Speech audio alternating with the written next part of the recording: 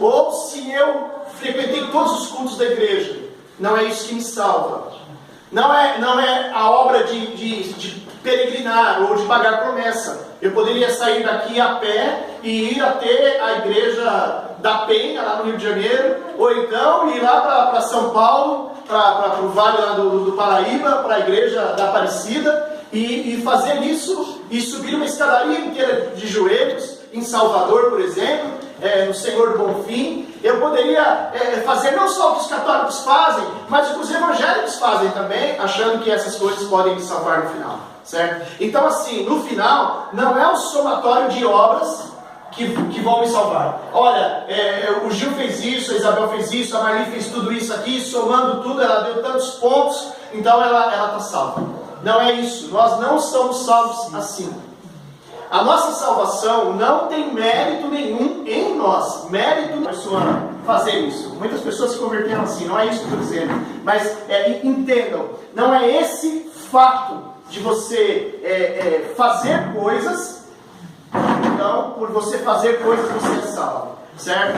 Então assim, vamos supor, olha, alguém chega para nós e diz assim, o reino de Deus está aqui, o reino de Deus precisa ser implantado. Então, a quantidade de evangelismo que eu vou fazer nas ruas, se eu sair nas ruas evangelizando, pregando para as pessoas, aí isso no final vai me salvar porque eu fiz a obra de Deus, ok? Não, eu faço a obra de Deus porque eu sou um salvo. Eu não faço a obra de Deus para me salvar. Estão entendendo isso? Ok. Isso é a chamada justificação pela fé. É uma das doutrinas mais fundamentais. Isso é doutrina.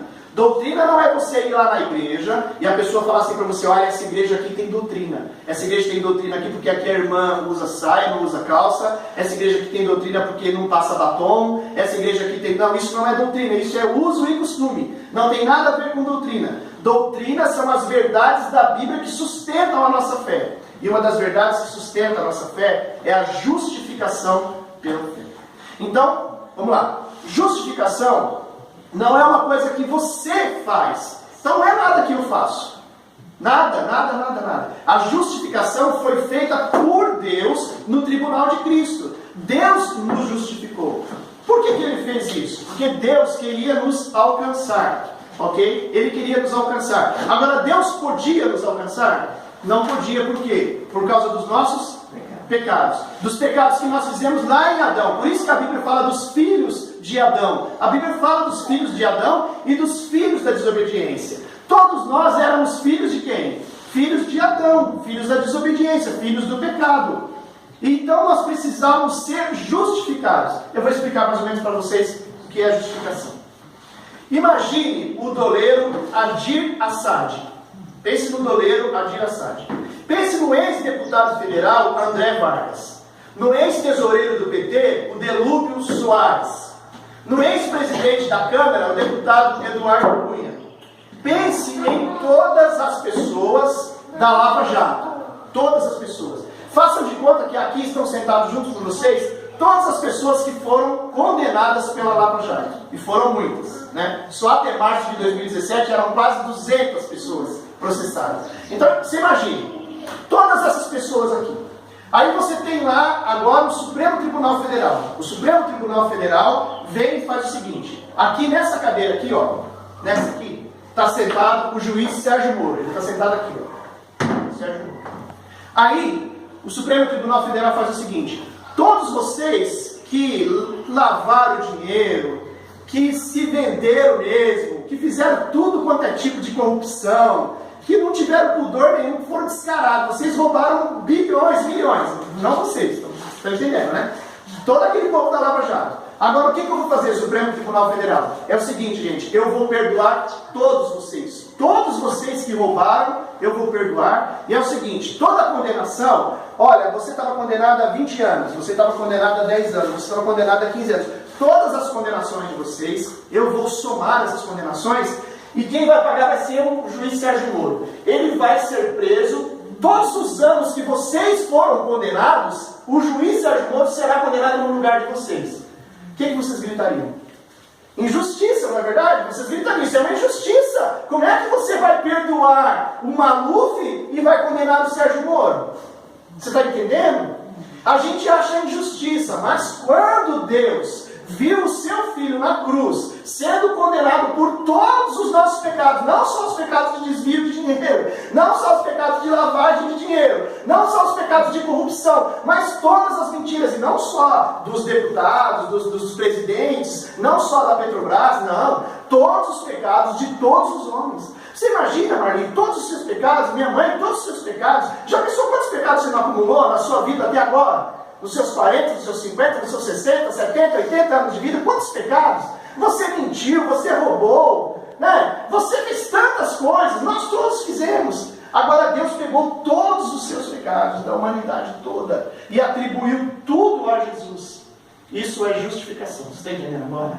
O justo vai pagar pelo injusto. Só que quando Deus viu o filho dele morrendo na cruz, Deus não gritou injustiça, Deus gritou justiça.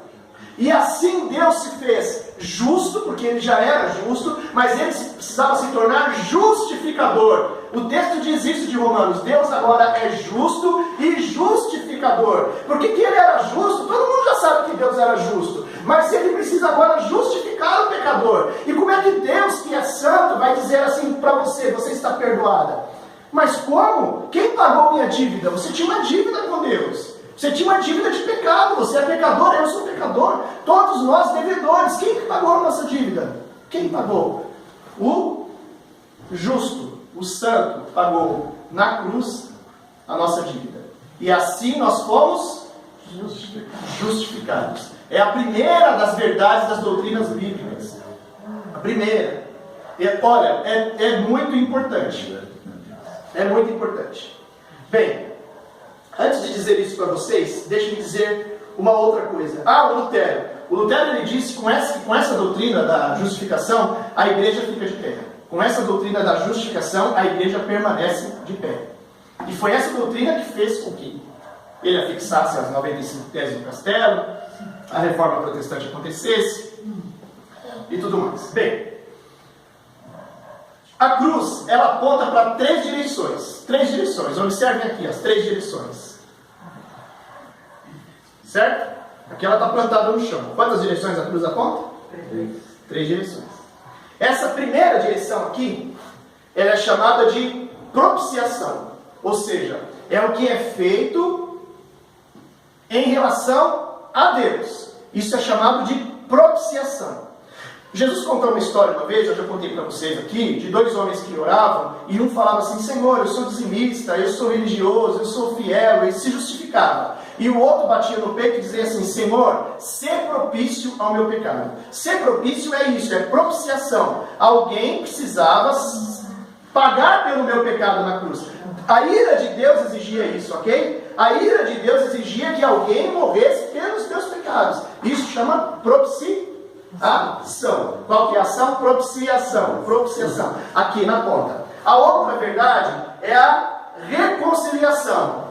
Não é só em relação a Deus. A reconciliação é em relação ao homem. Nós todos fomos reconciliados. Lembra que eu disse que a gente era filho de Adão? Filho da ira? Mas aí veio Jesus e a Bíblia diz assim: Jesus Cristo veio para o que era seus. E os seus não o receberam. João 1,11, né? E João 1,12. Mas a todos quantos receberam, deu-lhes o poder de serem feitos filhos de quem agora? Deus. Filhos de Deus. Então, a pergunta: todo mundo é filho de Deus? Não. Porque quem não é filho de Deus por meio de todas essas verdades aqui, ele é filho da ira, e ele é um filho de Adão. Ele foi criado por Deus também, ele foi criado por Deus. Mas ele não é um filho de Deus. Porque os filhos de Deus só se fazem pelo novo nascimento. Pelo novo nascimento, certo? Se meu pai tivesse sido crente, minha mãe tivesse sido crente, eu tivesse nascido na igreja, naquele tal de berço evangélico que o povo fala, né? Berço evangélico parece um bercinho que você estava deitado e um monte de Bíblia pendurado assim, né? O berço evangélico. Vamos supor que eu tivesse nascido num lar evangélico. Isso faria de mim um filho de Deus? Não, porque não é por hereditariedade, não é pai passando para filho, não é nesse sentido. Eu preciso passar pelo mesmo processo. Ninguém pode queimar a etapa, o processo é o mesmo, a morte, certo? E aí se faz uma nova criatura por meio daquilo que se chama novo nascimento, que também é um sinônimo de justificação. Bem, eu falei de propiciação, eu falei de reconciliação, a outra também começa com R, é redenção. Propiciação em relação a Deus, reconciliação em relação ao homem e redenção em relação ao pecado. O que Deus precisa fazer em relação a Ele mesmo, ao homem e ao pecado. Há uma história na Bíblia, de uma das histórias mais famosas da Bíblia. Se uma pessoa não conhecer parábola nenhuma da Bíblia, se ele não conhecer nem a Bíblia, normalmente ele já ouviu falar da parábola do filho pródigo. É a palavra mais famosa, mais bonita, e ela só um evangelho conta essa parábola para nós, que é o evangelho de Lucas, né? Lucas capítulo 15. Está lá a parábola do filho pródigo. Vocês conhecem a história. O pai... Deixa eu abaixar um pouco o tom aqui agora, senão não tem mais para mais nada. O pai, ele estava esperando o filho todos os dias. E eu fiquei imaginando hoje o pai morando numa fazenda. Sabe aquela fazenda que você tem que descer a rua assim, o portão está lá no alto e você desce a rua? E vai até lá embaixo, a casa construída lá. As casas grandes, né, da fazenda.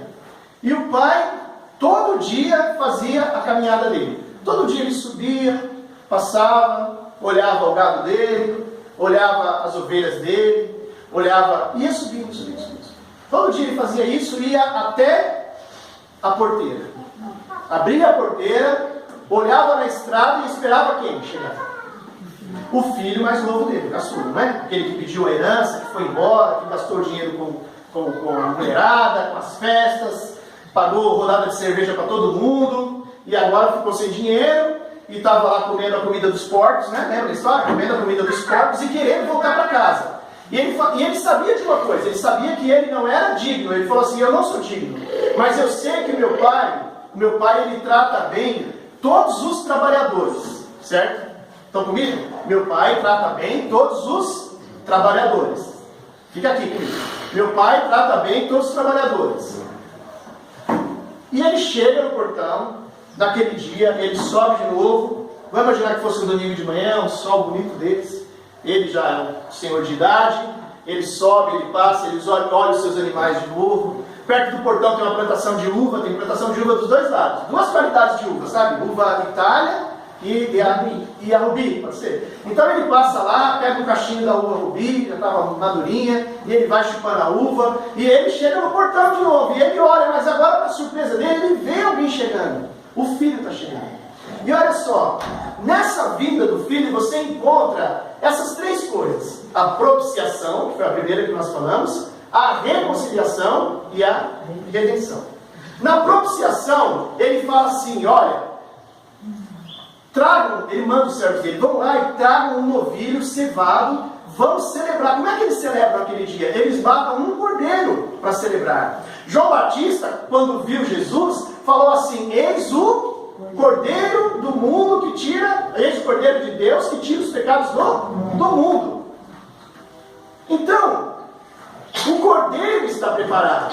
O Cordeiro é um símbolo para nós. Claro que eu estou aqui dando uma forçadinha na palavra do filho pródigo intencionalmente, sem o risco. Mas o Cordeiro representa para nós o próprio Jesus que se ofereceu em nosso lugar. Porque a cruz era nossa, era o nosso lugar de morte, certo? Era e é o nosso lugar de morte e de vida. Bem, a propiciação, ele fala, trazei também e matai o novilho cevado. A reconciliação, ele pega, o texto diz assim, que ele correu, abraçou e beijou o filho. Ele não se preocupou com nada, do filho contar a história para ele, nada. Ó pai, me perdoa, ele desconsiderou naquele momento. Ele correu, abraçou, e o que mais que ele fez? E beijou o filho dele. Ele fez a reconciliação. Deus estava querendo fazer isso conosco. Deus estava querendo correr, nos abraçar e nos reconciliar com Deus, por causa dos nossos pecados. Mas Deus nos ama. Deus nos ama. Deus ama a sua igreja. E Ele quer trazer a sua igreja para perto. Aliás, Ele chamou a igreja dele de noiva. É a sua noiva. Ele quer. Se vocês querem entender o que é igreja como noiva, presta atenção numa coisa que eu vou falar. Um dia, pega assim, senta e leia o livro de Oséias. Leia o livro de Oséias. É o livro mais bonito em relação ao amor de Deus pela noiva. Nenhum livro conta a maneira mais bonita que Oséias conta. Ele mesmo se tornou uma ilustração. Então vá lá, não vou contar a surpresa, leia o texto de José, está lá nos profetas menores, né? Aliás, é o primeiro dos profetas menores. Mas leia lá o texto muito bonito. Certo? Ele correndo, abraçou e beijou, reconciliação. E a redenção, quando o filho mais velho fica irritado, né? O filho mais velho fica irritado e fala: pai, eu sempre estou aqui na sua casa, na sua fazenda, você nunca fez festa comigo e agora chega esse aí que vendeu, que só aprontou na vida e você faz tudo isso para ele, manda fazer um banquete, né? Manda colocar um anel no dedo, roupa nova, dá um banho desse moleque, dá um banho desse menino aí, né? Põe roupa nova nele, põe um anel no dedo dele. Aí quando o filho mais velho fala isso pro pai, o pai diz assim para ele: olha, esse filho meu, ele estava perdido e foi achado. Ele estava morto e ele reviveu. Então, isso explica a nossa condição de pecador. Nós estávamos mortos, perdidos, e nós fomos achados. Nós não nos achamos, nós fomos achados. Certo? Eu sempre costumo dizer para as pessoas, para eles entenderem a parábola do filho pródigo. Por que o filho volta? Ele não volta porque acaba o dinheiro, ele não volta porque isso, porque aquilo. Tem mil coisas para você explicar. A essência da parábola do filho pródigo é que ele volta porque ele é filho. Ele volta porque ele é filho. E os filhos sempre voltam para a casa do pai. Os filhos sempre voltam para a casa do pai. Por que eles voltam? Porque eles são filhos. Se alguém estiver na casa do pai e sair da casa do pai e não voltar mais, é porque ele não era filho. Tem um texto da Bíblia que fala assim: eles estavam no nosso meio, mas eles não eram nossos, não eram dos nossos. Agora, os filhos, a ovelha, ela sempre ouve a voz do pastor. Por que ela ouve a voz do pastor? Porque ela é ovelha. Ela ouve, o ouvido dela está treinado. Então, assim, nós não nos salvamos. É a graça de Deus que vai lá e nos tira de lá. É a graça de Deus que impulsiona o coração do filho a voltar para o coração do pai. É a graça de Deus que vai e nos resgata e nos busca. A gente não se salva. Então, uma das belezas dos testemunhos nossos é quando a gente for dar os testemunhos nossos, a gente deixar bem claro: olha, eu fiz isso, eu fiz aquilo, mas eu me arrependi disso e a graça de Deus me alcançou. A graça de Deus me alcançou. Se a graça de Deus não tivesse me alcançado, eu estava lá morto nos meus pecados. Porque você e eu não teríamos forças. Nenhuma força. Sabe por quê? Porque um morto... Você já viu um morto andar? Já viu um morto andar? Alguém aqui já viu um morto andar? Um morto falar? Se o morto falar, você corre. Um morto não fala, um morto não anda, um morto não reage. Como é que uma pessoa morta em pecado pode ser salva? Se a graça de Deus não vier sobre a vida dela naquele momento, e um chacoalhão de Deus sacudi-la, e a vida de Deus for colocada dentro dela. Isso é a graça de Deus. Bem, falei para vocês das 3 direções: propiciação, reconciliação e redenção. Propiciação para Deus mesmo, reconciliação para o homem, para nós, e redenção para o pecado. Ok, vocês estão comigo aqui? Bem, a nossa justificação, então justificação é o ato de Deus de nos pronunciar justos por meio de Jesus Cristo mediante a fé. Então, quem que estava sentado aqui nessa cadeira mesmo? O Sérgio Moro, certo? Para vocês não esquecerem, certo? O Sérgio Moro está pagando todos os pecados agora na nossa ilustração aqui da Lava Jato. Ok? Então, assim, o texto começou dizendo, Romanos 5, dizendo o quê? Qual foi a primeira palavrinha de Romanos 5? Qual foi? Justificados. Tem uma tradução aí que diz assim: tendo sido justificados pela fé. Olha, legal a sua. Tendo sido. Alguma outra fala diferente? Justificados, tendo sido. Sendo, pois. Olha só. Tendo sido é uma boa tradução. Justificados também é uma tradução. Sendo, pois, justificados. É uma tradução razoável, porque assim, sendo pois, pode dar ideia para a gente ainda, que talvez a gente não seja, mas eu entendo que não é a ideia, né? A ideia é que você tem que ler também os 4 capítulos de Romanos, para chegar nessa conclusão que ele está chegando aí, sendo pois. Mas quem ler só esse texto, né, vai ficar com a impressão de será que é, será que não é? Não é isso que Paulo quer dizer. Paulo está querendo dizer que é justificado, né? E ele vai contar aqui quem foi justificado. Ele fala que os incircuncisos e os circuncisos foram justificados. Ele está falando de judeus e gentios, os circuncidados e os não circuncidados. Se você ler todo o Romanos, você vai perceber isso. Bem, nós somos justificados, fomos justificados. Agora, foi por meio do quê? Como é que a gente é justificado? Mediante a fé. Como é que a gente é salvo? Mediante a fé. Não. A graça. Nós somos salvos mediante a graça. E justificados mediante a fé. E também somos salvos mediante a fé, porque a Bíblia fala lá em Efésios 2 que a nossa salvação é pela graça mediante a fé. Então assim, por que Paulo está dizendo agora que a gente é justificado mediante a fé, para ficar claro para a gente que não é por nenhuma obra? Porque se fosse por alguma obra, algum homem poderia se gloriar. E ninguém chegará no céu dizendo assim, olha, eu fiz alguma coisa que me garantiu a salvação. Ninguém chegará, nenhum homem poderá fazer isso. Porque se um homem pudesse fazer isso, esse homem tiraria de Deus a glória dele. E Deus não reparte a glória dele com ninguém. Deus não divide a sua glória. A glória tem que ser de quem? De Deus. Então, nós somos salvos e justificados, agora falando da justificação, mediante a fé. Então, o que essa justificação traz para mim? Mas tudo bem, você está me falando dessa doutrina da justificação, mas de fato, o que isso me dá? Então tá, vamos lá. Então, o que isso te dá? Justificados, pois, mediante a fé, temos o quê?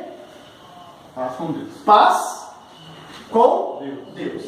Não é a paz de Deus. Lá em texto de Filipenses, tem um texto de Filipenses que fala que nós temos a paz de Deus. Não é a paz de Deus, é paz com Deus. É fazer as pazes com Deus. Quando que a gente fez as pazes com Deus? Nós fizemos as pazes com Deus quando nós fomos justificados. Naquele dia que nós recebemos a Cristo, nós recebemos uma coisa que foi feita lá no passado, já foi feito. Não é que foi feito quando você se converteu. Quando você se converteu, você se apropriou de algo que já tinha sido feito lá. Quando Cristo morreu por nossos pecados, todos os homens que crerem, têm a possibilidade de serem justificados. É uma bênção para todos os salvos receberem a sua justificação. Porque essa justificação trará em primeiro lugar paz com Deus. Acabou a guerra. Você estava em guerra com Deus, em rebelião com Deus. O seu coração era rebelde a Deus.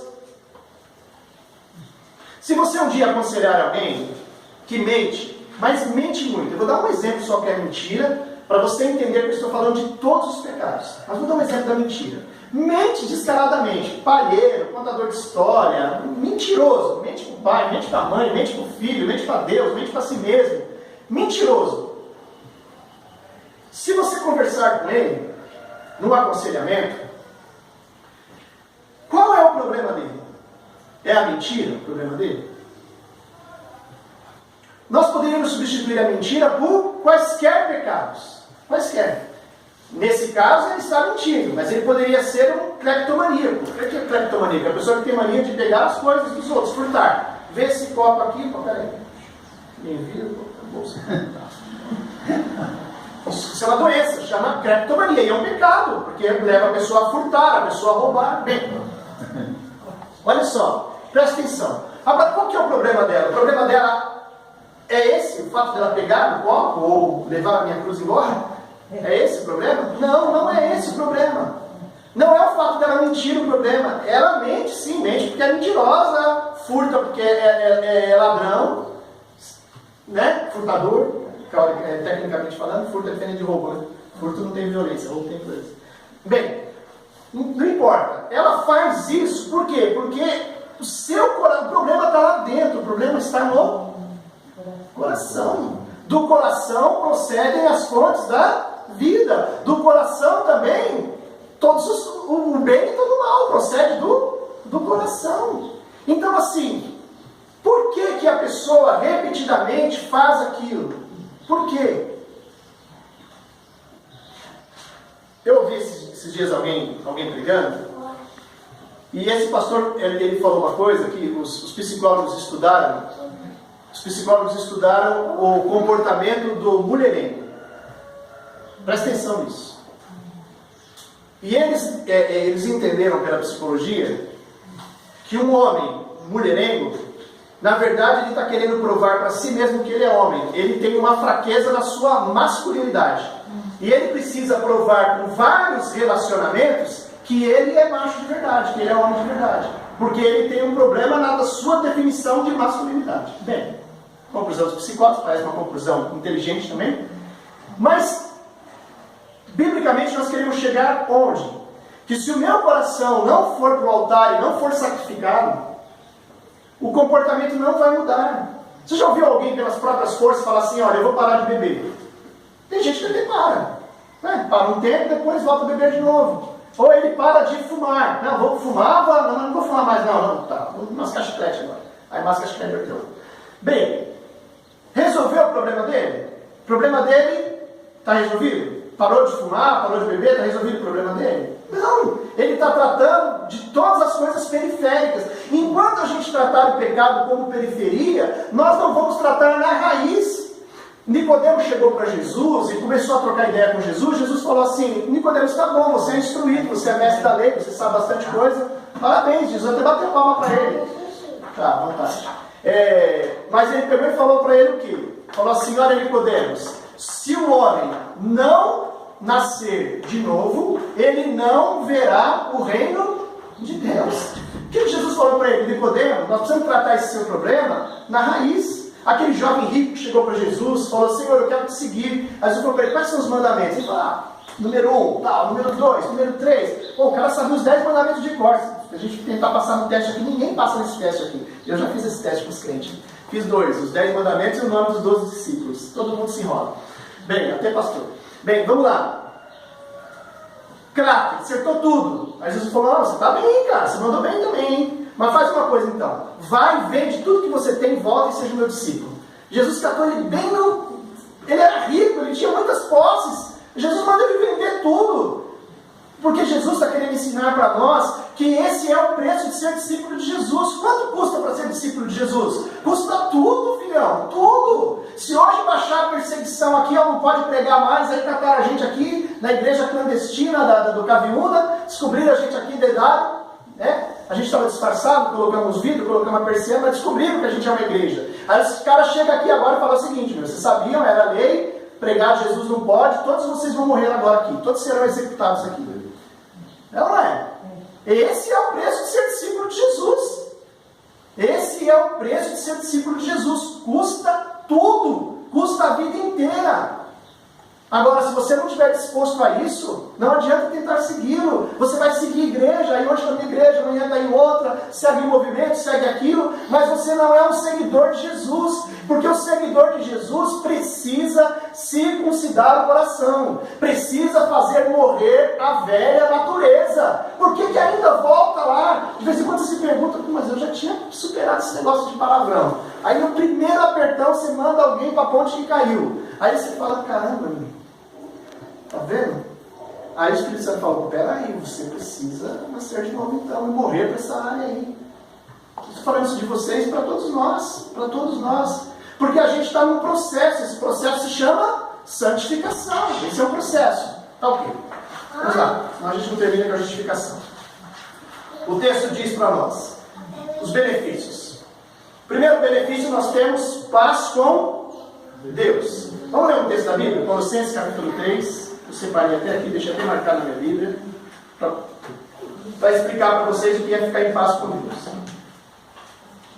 Colossenses 3, versículo 5.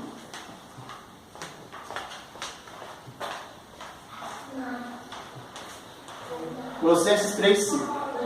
Fazei, pois, morrer. Colossenses capítulo 3, versículo 5. Colossenses. Colossenses 3, capítulo 3, versículo 5. Fazei, pois, morrer a vossa natureza terrena. Qual que é a nossa natureza terrena? Aí a Bíblia diz para nós qual que é a nossa natureza terrena. Prostituição, impureza, todo tipo de impureza, paixão lasciva. Olha o que a Bíblia está falando. Prostituição. Alguém tem dúvida aqui? Depois não vou explicar isso com detalhes porque não dá, né? Tem gente que descalça. Mas é aquele comércio que se faz usando o próprio corpo como moeda de pagamento. Isso se chama prostituição. Impureza, toda sorte de impureza. Não só, mas aqui está dizendo os pensamentos também. A paixão lasciva. Gente que tem um negócio à flor da pele. Precisa toda hora. Os seus impulsos não são contidos, né? Pessoa de muitos impulsos carnais. Desejo maligno. A pessoa que tem malignidade. A avareza. O que é avareza? O que é avareza? O que é avareza? O que é uma pessoa avarenta? Pessoa que tem amor ao dinheiro, que não abre a mão para nada. Sabe aquela brincadeira que o camarada atravessa o mar com um pacotinho de sonhos aberto e chega do outro lado, um pacote lá, nem não toca